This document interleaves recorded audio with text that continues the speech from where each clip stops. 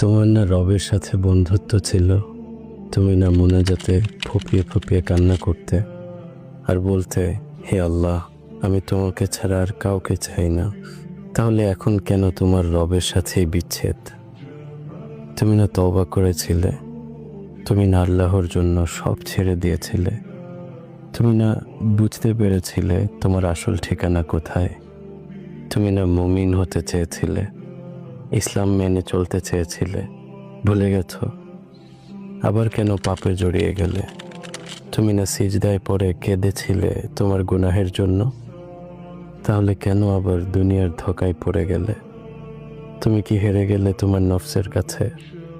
আল্লাহর প্রিয় হতে পারলে না? বারবার শয়তানের ফাঁদে পা ফেলছো। ব্যাপার না, এখনো সময় আছে।